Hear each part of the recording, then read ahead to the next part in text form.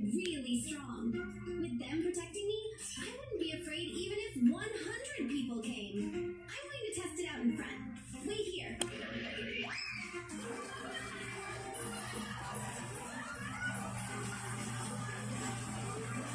I still can't beat them by myself. Sarap ng buhay.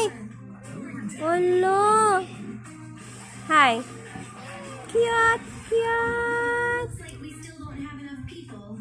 Next, I'll take you to experience a real water festival. First, let's change clothes. This outfit is so beautiful. Wait for my transformation.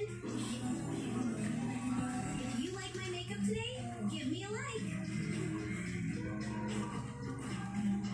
Okay, the party is about to start.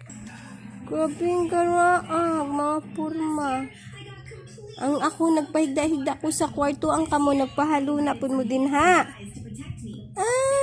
Ay just ka-cute. Di anak.